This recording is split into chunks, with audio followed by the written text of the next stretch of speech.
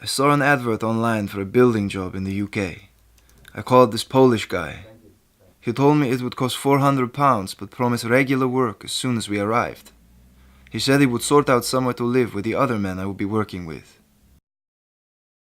I was happy and optimistic. I had lost my job in Poland and had no money.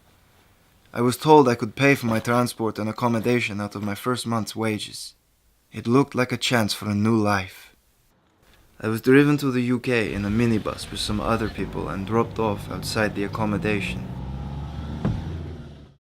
I came to the UK 3 years ago looking for work.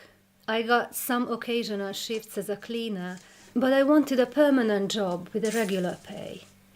A friend told me he knew someone who could find work for me in a salad packing factory, and he gave me a number to call. I called the number. It was a Lithuanian man. He said the work was guaranteed. I transferred £300 to him, and he told me to contact a lady at a recruitment agency who would organize the work for me. I started temporary work at the factory through the recruitment agency, and things were better. Even though I wasn't earning a lot of money, I finally had a routine and some stability in my life. A man picked me up in a BMW, took me to a house and told me I could stay there, but I would need to pay a £250 deposit for the rent. I had no money, so he said he would add it to what I owed him for transport. He took my passport and identity card to complete the paperwork for my job. I lived with some other men who had also come over to find work. The house was overcrowded with dirty mattresses and sheets. It didn't feel safe. The job I was promised didn't exist. I wasn't given work for 6 weeks. I was living with no money to support myself and completely dependent on the agent for my living costs. Each week I owed him more money since I was building up debt for food and rent. The agent made me open a bank account so I could apply for jobs, but he kept the bank card. I applied for a permanent job at the factory. The man who arranged the job called me and said that I had to pay him another £500 now that I had a permanent job. I told him I didn't have enough money, and he threatened to send some people to collect the money from me. The week after, I was walking home from work when a man stopped me. He grabbed me by the throat and demanded I give him money to repay my debt. He told me he would find me again soon.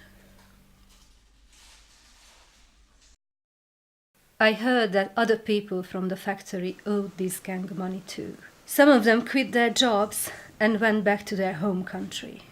I eventually saved up and paid back the £500, but they told me that I owed them interest because I hadn't paid them back on time. I was taken to recruitment agencies to apply for jobs. He told me to give his address instead of the one I was living at. He told me a mobile phone number to give, as the recruitment agency would text me when more work was available. I was given a temporary job packing chicken in a factory. As soon as I was paid each week, he would use my bank card to take out all of my wages to cover the money I owed for travel and accommodation. He gave me only £20 a week to buy food.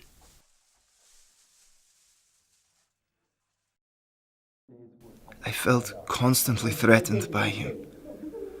Once, when I had been given only 3 days' work, he got angry and punched me in the face, leaving me with a black eye. I felt ashamed that I had got myself into this situation, but there was no one I could turn to for help. He had total control of my life, and I didn't think I would ever get out of the debt I was in. At the weekend I went to do my shopping with a friend, and we were attacked by the gang. I was pushed around, and my friend tried to argue with them. They broke her jaw, and she had to be taken to hospital. I was terrified. My life was totally miserable. I didn't leave the house for months, except for work. And I couldn't sleep because I was too scared that the gang might come to my house in the night. I wanted to ask for help, tell someone what was going on, but I didn't know who could help. I thought about calling the police, but I didn't know if they would understand or help, and I was scared that the gang would find it out. A detective came to my house with a Lithuanian translator and said he was investigating a gang that had been threatening workers in the area. He said that he could protect me from them. I told him everything that had happened, and he asked me if I would be willing to give evidence in a trial. After I had worked and lived like this for over a year, the police and Gangmasters Licensing Authority came to my house one day. They took me to a place where I could recover, be helped to find a good job, support myself. This is all I ever wanted. 4 men were arrested from the gang. And later I found out that there were dozens of workers at the factory who had been threatened by this gang. The police found new homes to those who had been badly hurt, and they also arranged protection for their families in Lithuania. I'm all right now, working a new job here for a good agency. But I've been through a tough time. When I look back at everything that's happened, I realize how easy it is to get trapped in a really bad situation.